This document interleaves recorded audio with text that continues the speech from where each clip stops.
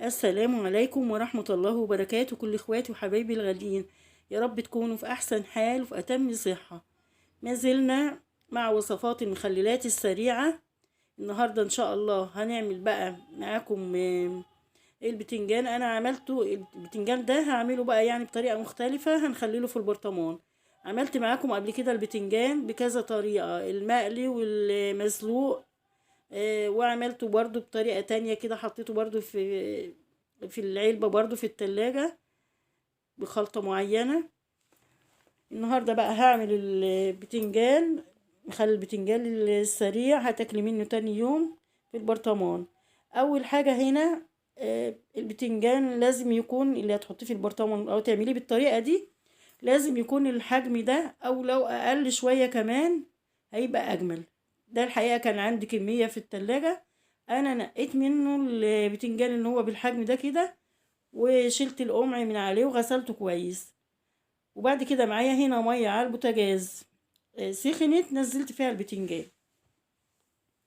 وهبدأ بقى طبعا انا البتنجان مش عايزاه يبقى مهري، فهسيبه بس المية تقلب عليه قلبتين كده او يغلي غلوتين. اول حاجة هنا بدوس بقى على البتنجان كده عشان خفيف بيبقى طالع على سطح المية، فبدوس عليه كده عشان يبقى كله سوا واحد، بأي حاجة بقى، بمعلقة، بمقصوصة، زي ما حضراتكم شايفين كده. بشوف بقى، بختبر البتنجان بقى، اشوف السوا بتاعه. وانا مش هسويه قوي زي ما قلت لحضراتكم عشان ما يتهريش مني في البرطمان، يبقى بالشكل ده كده، يعني يبقى البتنجانية ناشفة شوية. يعني انا سبته غلى غلوتين او بالكتير بعد المية ما تغلي ب5 دقايق.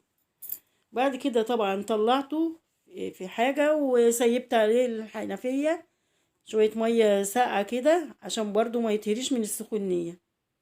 والمية بتاع البتنجان خليتها لان هنحتاجها برضو دلوقتي. هنا بقى الخلطة بتاعته، معايا فلفل احمر، الفلفل الحامي، وكمان معايا كام فص من التوم كده، ضربتهم في الكبة او في المطحنة بتاع الخلاط، او يعني ممكن تدقيه في الهون. وضفت عليه شوية ملح، حوالي معلقة او معلقة ونص كده، على ما يعني الحياء بتاع الزبط.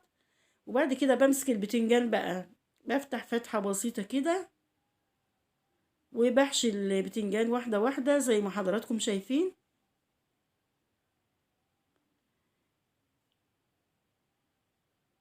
والحقيقة كمان يعني انا عملته معاكم مسلوق، يعني ممكن تكتفي بيه كده.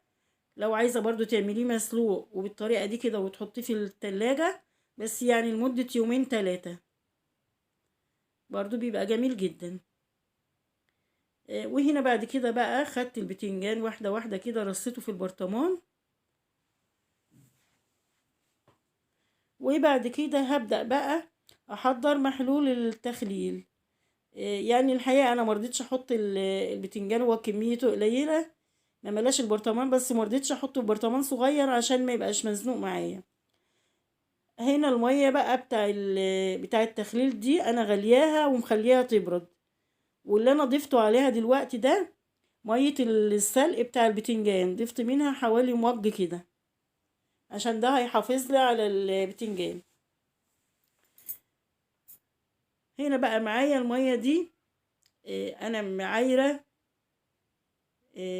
بمج الشاي العادي، اللي هو يعني اللي هو زي ده كده. او المية دي حوالي لتر، اللتر باخد له 4 معالق ملح مليانين. وتابع برضو انتوا بتحبوا الحياء بتاعه، بس لازم الحياء يبقى مظبوط عشان البتنجان ما يتهريش معاكي في البرطمان.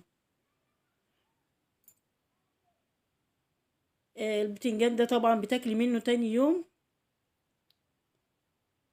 بيبقى حلو قوي، اتمنى ان شاء الله تجربوه.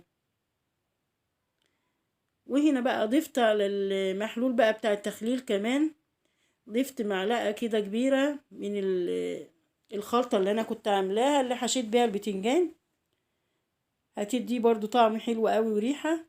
وضفتها بقى كده، لازم طبعا المحلول يبقى مغطي البتنجان من فوق.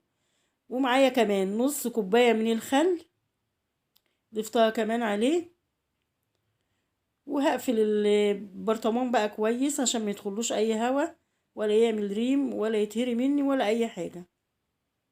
وابدأ بقى اقلب البرطمان من هنا لهنا كده عشان يتشرب من المحلول بتاع التخليل اللي انا عملته. الحقيقة انا البتنجان في البرطمان ده احنا كنا بنعمله من زمان، بس انا ما عملتوش بقالي فترة يعني. هيقعد معاكي زي ما قلنا كده اسبوع. لو عايزة لو الجو حر وتحطيه في التلاجة ماشي، انما الوقت الجو كويس عادي هتسيبيه في المطبخ بره وتاكلي منه، والله بيبقى زي الجاهز اللي احنا بنجيبه من المطاعم، وحاجة بقى انت ضامنة نظافتها. اتمنى يكون الفيديو عجبكم، اتمنى يكون وصفتي عجبتكم وتجربوها. ولو عجبكم الفيديو اتمنى لايك حلو واشتراك في القناة، هتنوروني والقاكم بخير ان شاء الله.